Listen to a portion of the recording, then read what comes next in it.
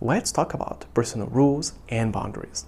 By this I mean, when someone breaks one of your own rules, you need to have the courage to say, I'm sorry, but I do not accept this. You would think that this is counterintuitive because it's creating a conflict instead of resolving one. But sometimes you do need to draw the line early on so that people know which behaviors are not acceptable.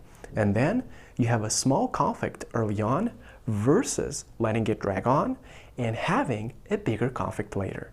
Let's take a look. Personal boundaries are key to effective conflict resolution. Or more specifically, they help create small conflicts to avoid bigger ones later. As we know, every conflict derives from a break in somebody's rules. And personal boundaries are how you actually enforce those rules. It's when someone does something that you just don't tolerate, you letting them know to their face right then and there, but in a polite way. For example, if someone asks you to take care of something that might not be your responsibility, you can reply with something such as, unfortunately, I don't have the availability to do this right now.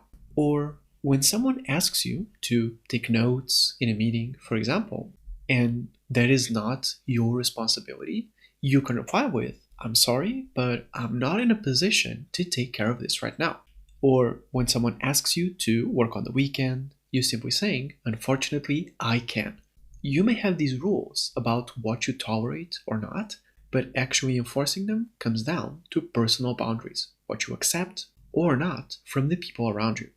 Although this may seem uncomfortable at first, especially for people that are not used to do it, very shy, very permissive, because this creates smaller conflicts in the present, they are, however, essential for you to stand up for yourself and not bottle things up. Doing the latter will only create a bigger conflict down the road. So, by drawing boundaries, you're kind of front loading the conflict. You're willing to have a smaller issue now instead of letting it drag on and become a very big one later. In terms of corporate behaviors in specific, boundaries are also crucial to stop unacceptable behaviors in their tracks from the beginning.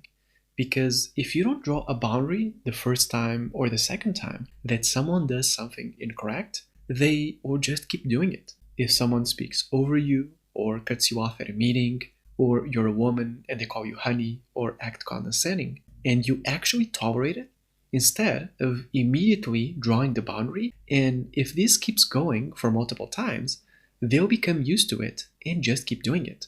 So boundaries are crucial to send a message that the person cannot get away with this, that they can't screw with you, because otherwise they'll believe that they can do anything without consequence, because they can. At the core of personal boundaries is the mindset that you are not to be screwed with. In short, people have to know that you're not a pushover. You have your limit, and people can't cross you. It can be a big limit. You can have a lot of patience, but people have to know that it will run out if they cross you. If they try to abuse you, they are going to get a reaction. Because otherwise, you're just a pushover, and they can just do whatever they want. Personal boundaries are how you show this. In some cultures, it's known as the concept of showing teeth, just like an animal. You have limits that, if crossed, they are going to cause a proportionate or even disproportionate reaction. And this inhibits people from abusing you. The key here is that you don't have to draw boundaries on everything. You'll just seem very irritating and hard to get along with. But you do need to show this for one or two key areas. People have to know that there is a limit somewhere that they can't cross. What are some implementation pointers for personal boundaries? The first is to be reasonable. Some people have too many rules and boundaries to the point of being ridiculous. Don't ask me things before 10 a.m., don't talk about topics that I'm not comfortable with in front of me, and many other rules. So be reasonable. Another one is make it a point to respect other people's boundaries, because boundaries are not just for you, but others. The best way to have others respect your rules is to respect theirs as well. If you don't want to be bothered during lunchtime and you know a person that doesn't like to be bothered during the afternoon, then you know what you should do in order for them to respect your rule. Another point is equality. Boundaries are only effective if you draw them with everyone. And that's the beauty of it. It should be an automatic reaction. People must get the impression that this is a part of your personality, that it doesn't change depending on the person. If it does, it loses its effect. And finally, you can draw boundaries on things both big and small. You can draw the boundary on a very big request from your manager to work overtime for multiple weeks, or just on people chatting near you at a very high volume when you're trying to concentrate. The mechanism is exactly the same. What are some do's and don'ts in terms of personal boundaries? Do's. Do select the boundaries that are the most important to you. Don't start fights just to prove a point. Defend what really matters to you. Don'ts. Don't be too exaggerated in your response. You don't want to break a relationship or kind of push an ultimatum. You just want to show the person that you don't accept this, but then continue the relationship as is with nothing changed. It's just that I don't accept this, and everything's fine. What are some examples of personal rules and boundaries? The first is someone refusing to work overtime. Their manager is trying to pressure them into working overtime, and they simply politely reply, "I'm sorry, but I can't do it."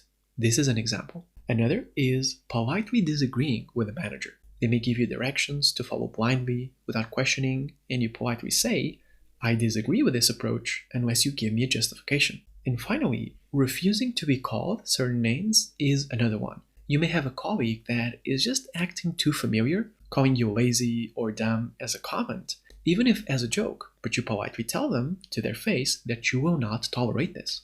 So what are our key takeaways here? The first is that personal boundaries are how you enforce your personal rules. You may have a rule of not tolerating a certain behavior, but only by drawing the boundary do you prevent someone from doing it. Boundaries are crucial to stop negative behaviors right away.